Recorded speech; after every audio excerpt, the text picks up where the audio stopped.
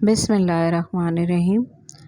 दो कौमी नज़रिए की बुनियाद पर जब से साहब बहादुर हिंदुस्तान की तकसीम करके गए, तकसीम शुदा मुल्क इंडिया और शायद साहब बहादुर ने भी अभी तक पाकिस्तान के वजूद को दिल से तस्लीम नहीं किया।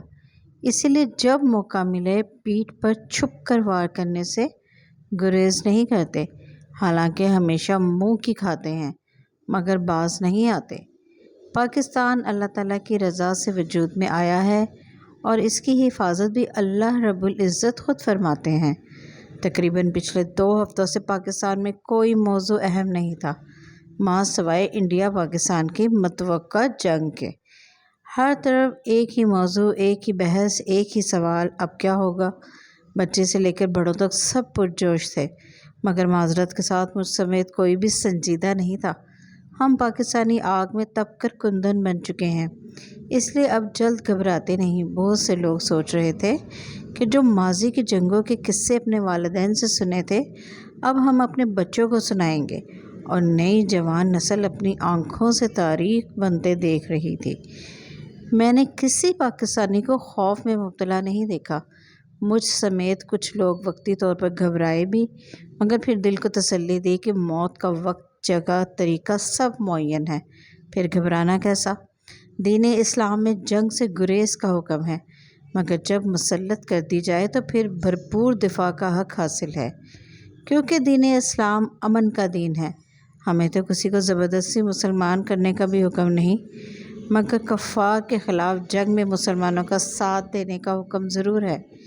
इसीलिए हमने खुद से हमला नहीं किया, दहशतगर्दी के वाक़े के इल्ज़ाम को बर्दाश्त किया, न्यूट्रल तहकीकात की ऑफ़र भी की, मगर बदनीयत हमसाये के दिल में जो खोट था वो कैसे दूर होता। वो तो अपने मंसूबे के मुताबिक चल रहा था और मर्ज़ी के नताइज का आरज़ूमंद था। बदनीयत हमसाये ने ख़ुद को इसराइल और पाकिस्तान को फ़लस्तीन समझने की गलती की। इस गलत फहमी को परवान चढ़ाने में एक मजबूत हाथ घर के गद्दारों का भी था, जो कल्ट की सूरत में हम पर मुसल्लत हैं।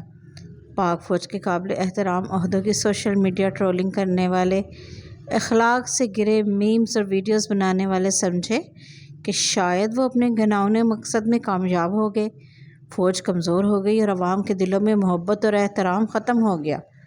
दुनिया ने देखा कि सारी कौम किस तरह अपनी पाक फ़ौज के साथ खड़ी थी और इंशाअल्लाह मुस्तक़बिल में भी खड़ी रहेगी, माँ सवाए इन चंद लोगों के जिनके दिलों का निफाक मरते दम तक ख़त्म नहीं होगा।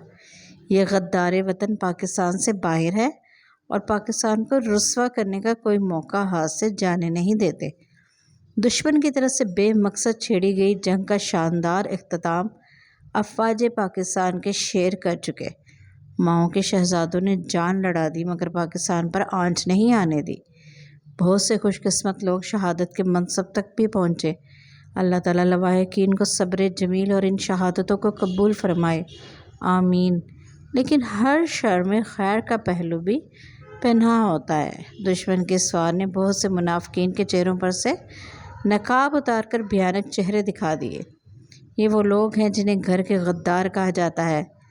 दोस्त दुश्मन वाज़े हो गए।